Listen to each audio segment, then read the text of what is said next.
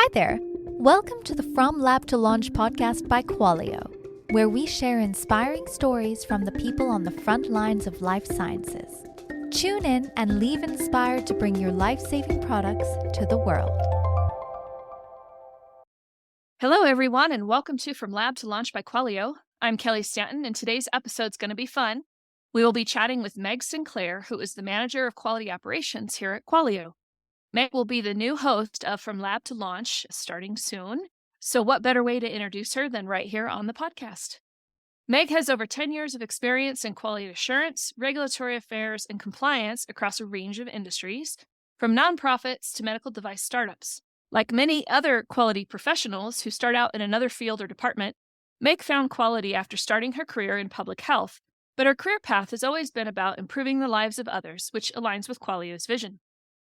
Meg started with us back in 2020, building out our own quality system to achieve our ISO 9001 certification, followed on not too long after by our ISO 27001 certification in 2022. Meg was also an instrumental part of the Qualio Plus program, where we provide the necessary procedures and advisory level guidance to our customers as they're coming on board with Qualio. So let's bring her in so you can all get to know her. Hey, Meg, thanks for joining me today. Thanks, Kelly. I'm so happy to be here. All right. Well, so tell us a little bit about your background. Sure. As you said, I started my career in public health. One of my first jobs was actually teaching reproductive health care in high schools. So that was a fun job and certainly taught me to think on my feet, teaching such a hot topic for high school students. And then from there, I did some more public health. I dabbled in social work. I even led a team of case managers for a time. And then in that, doing quality assurance as well, making sure the customers that we worked with, who were folks with developmental disabilities and intellectual disabilities, were getting the care and services they need. That's a really underserved population. So it was really great work to be doing, but hard work to be doing. So from there, I pivoted and really, that's where I really found quality and that compliance piece. And from there, just kept growing in the quality world, working for healthcare and then into industry with a medical device startup, which was really fun and really gave me a lot of opportunity to see the quality system as a whole, rather than I think sometimes quality professionals kind of do just supplier management or just audits or just document control. Being able to do a whole quality system was really fun and really enhanced my experience as a quality professional. That's awesome. Yeah, it gives you kind of a broad view of the world. I like that you've worn many bird's eye view. Oh, go ahead. Sorry. Oh, I like that bird's eye view and that big picture. So being able to see the whole quality system is really fascinating, and that I enjoy that very much. It's good. I think it makes you a better professional when you can see how it all plays together, right? Yes. Since it is all related. Well, you've worn many hats in your time here at Qualio, and here you're also about to put on another hat as the host of From Lab to Launch. Tell us a little bit about you and Qualio and how you got started here and what you've been up to. Sure. I've been a part of the team here at Qualio for about 3 years. I came on in 2020, the height of that pandemic, and we helped build our own quality management system. And in just 3 short months from when I started, we got our ISO certification. So that was a very quick implementation and a quick project. It was. That thinking of my feet, I think from previously in my career really came in handy again. Being able to adapt quickly and move quickly on that project was really important and really key to my success here at Qualio. And then from there, we worked with IT and engineering and our security teams to get our ISO certification for 27001. That one wasn't nearly as fast, but a much easier process having already done 9001.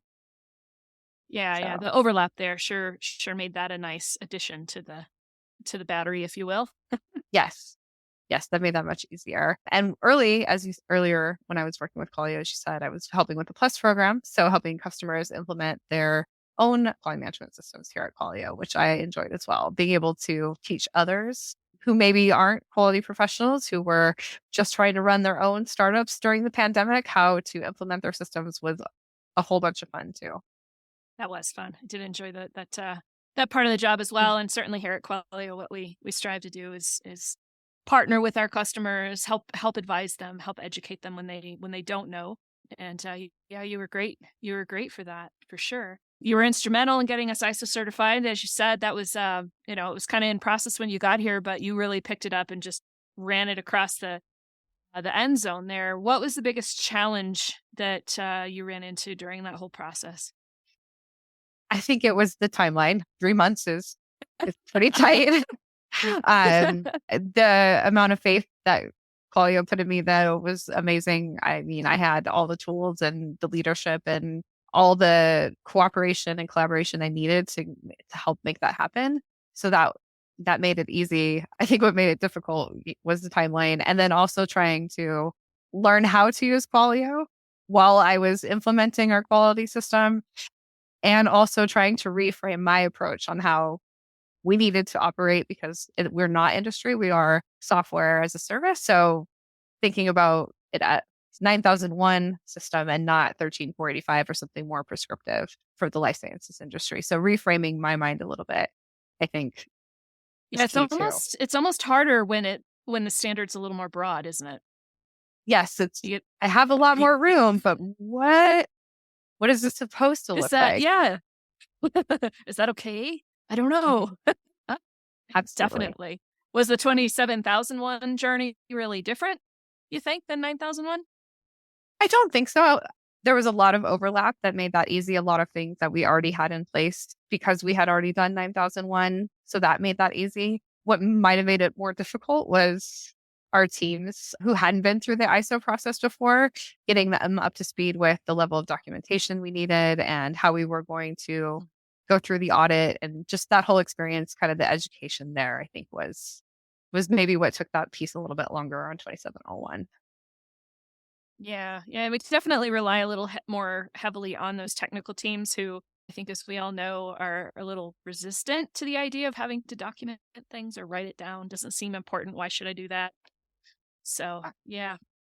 So enabling them to have quality in mind. And it's definitely paid off. It's more part of their culture and their work and their day-to-day now than it was before we implemented 2701. So it's been an effort worth taking. Definitely. I think it goes a long way with our customer trust too. Well, speaking of the customers, what's your favorite thing about working with the customers? Sure. I often interact with our customers now in supplier qualification process. So quality agreements and customer audits of our system. So it's really fun to show them how our system operates and how we run our external audits for our customers through Qualio, because I think it's really great for them to see how streamlined it can be, especially for a remote company like ourselves, that we can run these remote audits and get all the audit outcomes and objectives we need without actually stuffing foot in an office together and spending entire days looking at policies and procedures together. It's a really great use of everybody's time. Well, and I think that probably answers my next question. What's the best part about being fully electronic? I think audits are probably right there at the top of the list, huh? Yes, especially, as you know, we are fully remote. So being across the globe and all over the place in different time zones, it definitely enables us to manage this quality system in a meaningful way, where we're all on the same page. It's all live. It's not pieces of paper floating across the world. I could not even imagine living in that world anymore. It's no, that would fully be electronic that would world be a for thing, me. wouldn't It would be. it? And then I think the traceability, being able to link and tie things together and be able to see things in that way in an electronic system where you can tie all the events you need, all the documents you need together. I think and being able to do that in such a flexible way and being creative with your system, I think that's another benefit of being fully electronic, where binders and such aren't. Yeah, definitely agree with that. And I would emphasize that to any of our listeners who are out there doing startups themselves. Go electronic. Go electronic. Can't emphasize enough how much easier that makes your life all the way around. Yeah. And we spend more time, I think, being able to enable quality, enable our teams to have that quality approach than just simply checking boxes for quality. Yeah. And it's important to get beyond the check boxes for sure. Absolutely. Any challenges with being fully electronic, or? None that that I can see that outweigh the benefits of it for us as a remote company. I couldn't imagine a world where we go back to paper or even SharePoint and trying to manage things and in an uncontrolled system. Yeah, SharePoint. I have nightmares about that. I know, same. Time in industry trying to manage it out of SharePoint is just, I feel like, talk about being in the trenches. Holy cow. Not fun. All right. Well, now it's only fair if we ask you questions to get to know you a little better, like we do with our other guests. If you could go back to the start of your career, what would you tell yourself based on what you know now? Learn to code, go to law school. I don't know. No, in all seriousness, I think I would tell myself what will feel like career setbacks, being laid off, a stagnant job market during a recession, when you have poor leadership in a company or you don't agree with decisions being made somewhere. In the long run, those are really opportunities. So just to keep growing and keep an open mind and be flexible and adaptable, and you'll be fine. Yeah. I wish I would have had that perspective when I was younger. They felt like defeats, but looking back now, they feel like these were great opportunities. Nice. What is one piece of advice you would give someone who's starting their career in quality? One piece of advice? I might have to. Be creative. Two's okay. We can do two. Okay. One, definitely be creative. The regulations are there to be guardrails, but not so prescriptive that they tell you that you have to do all of these things this way and it has to look like this all the time. Be creative about how you write your policies and procedures that give you the flexibility to do the things you need and meet the requirements that you have to meet. Just because something is cumbersome doesn't make it compliant. So keeping it simple and being creative in how you implement that and what that looks like. This would be my advice to somebody in quality. Think outside the box. I like that. Yeah, don't get stuck in the box. Yes.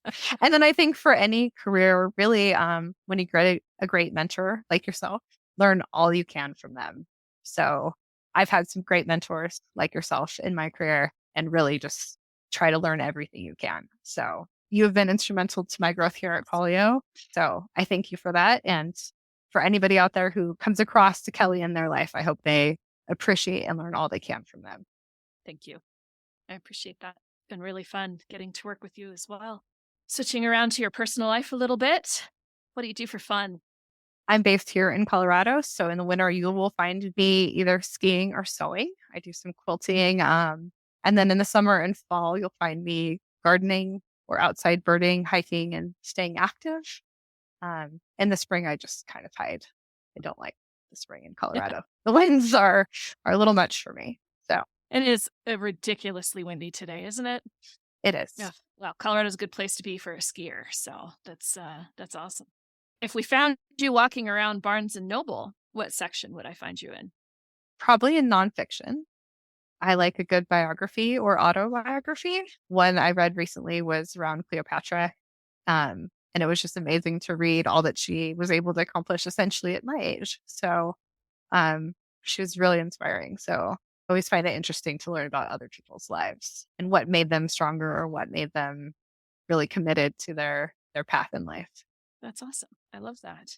All right. Well, where can we find you to get connected with you or keep following along with Qualio?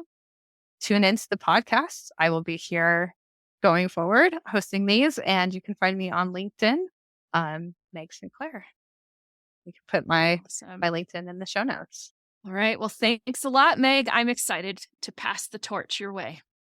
Thank you. I'm really excited to take this on and have some great conversations with other industry professionals.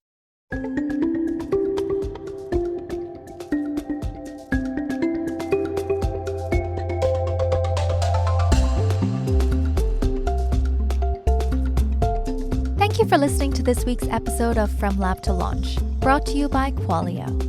If you like what you've heard, please subscribe and give the show a positive review. It really helps us out. For more information about Qualio, our guest today, or to be a guest on a future episode, please refer to the show notes. Until next time.